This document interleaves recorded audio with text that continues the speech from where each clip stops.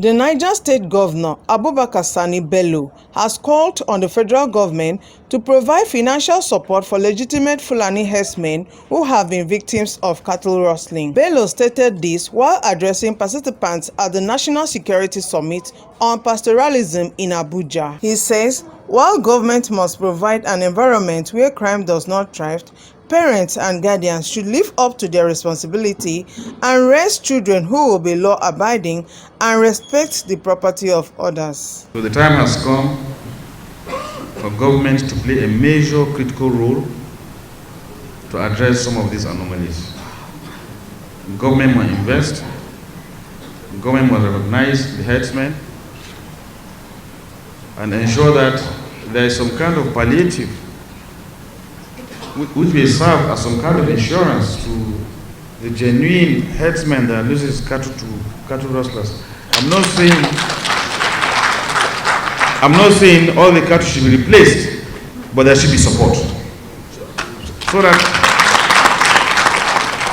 it serves as a platform to bounce back gradually over time. You have no business going to join bandits because you know support will come.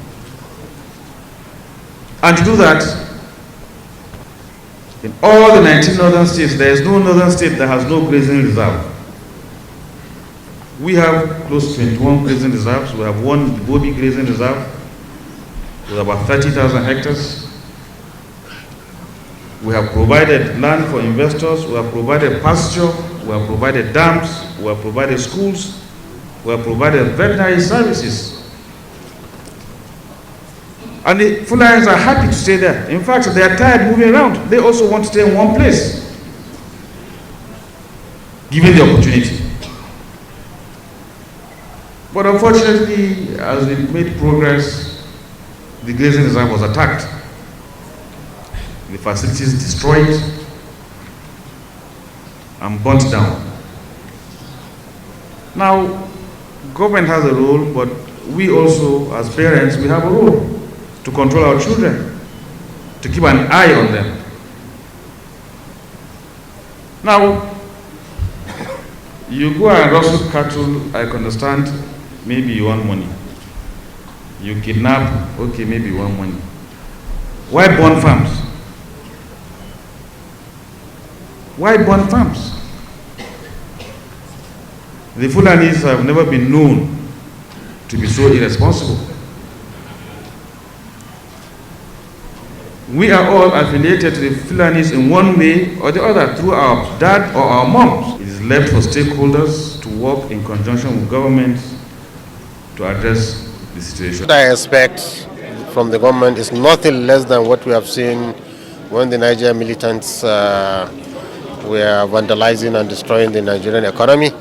These two are also disturbing the Nigerian agriculture, which is the backbone of the national economy. So I think the government needs to be more proactive. They need an attention. The least they need is a Ministry of Nomadic Affairs that will look into their problems. The group has not been integrated into the mainstream society. He still lives in the forest. He has no identity as such because he doesn't have an ID card, what we call NIN today. He doesn't have BVN for bank transactions. He doesn't have international passport. Again, he is not, enjoying the benefit of the society. He doesn't have electricity. He doesn't have pipe-bomb water. He doesn't have housing. So he's on his own, kind of. And what he is, that has been keeping him busy, is no longer there. The cattle are no longer there. Why? One of the reasons is there are a lot of cattle rustling, that cattle theft. The other reason is issue of climate change. All the pastures have disappeared. Desert has eaten up the environment and things like that. So there is a lot that needs to be done to be able to bring him into the mainstream society. Well, for obvious reasons, the fact that just like the overall society itself, there's huge population growth and youth bulge. Like most of the population is young, over 70% of it. So what do you do with the population? If you don't do something now, the UN has projected that by 2050, the Nigeria's population would have doubled to over 400 million.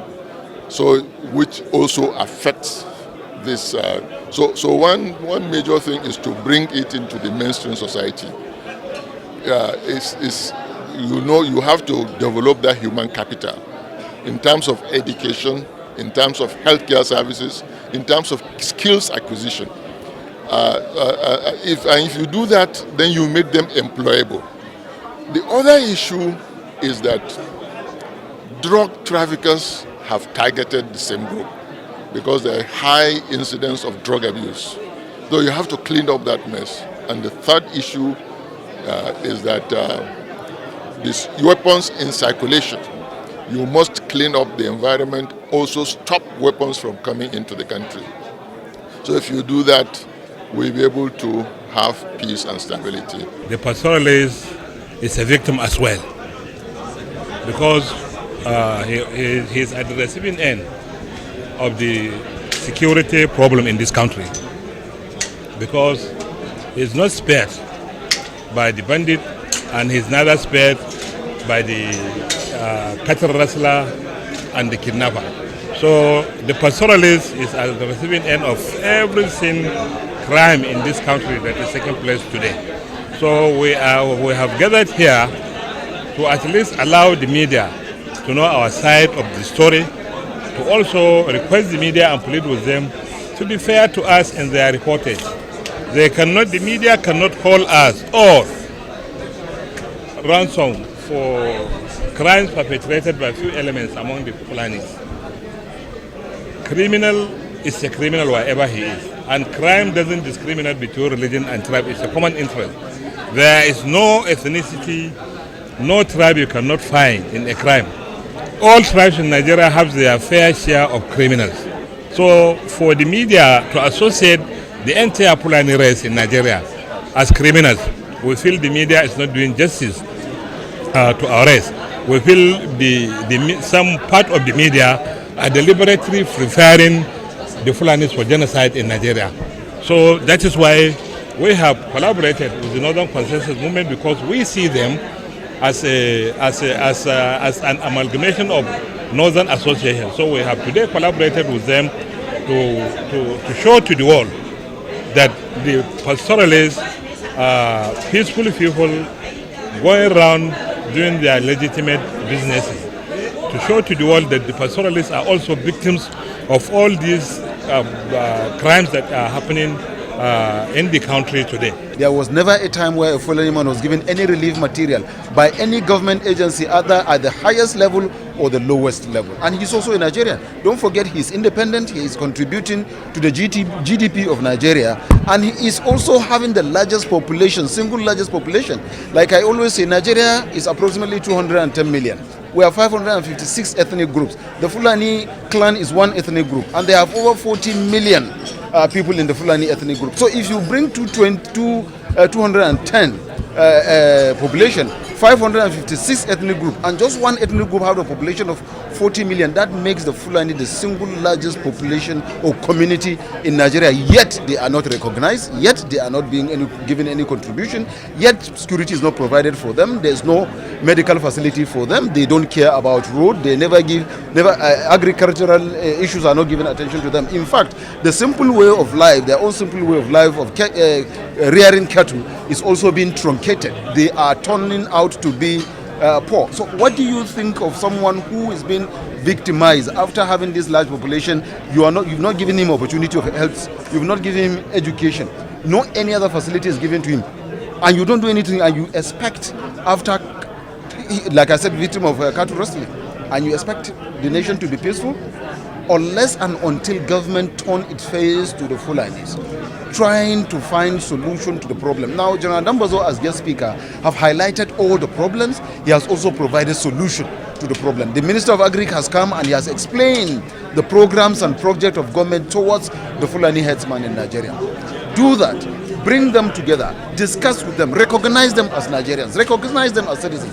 Give them the necessary support and facilities that you give to any other Nigerian. And I can guarantee you, there will be peace. You will never find a single Fulani man giving you any headache as it is. But don't forget, it's just 1% of the total number of Fulanis that are troublesome, that they are being profiled generally. You have criminals in Hausa, you have criminals in Igbo, you have criminals in Yoruba, you have criminals in Birom, you have criminals in any other tribe of Nigeria. Why do you single out a Fulani and a Fulani man to profile him by calling him bandit, whatever?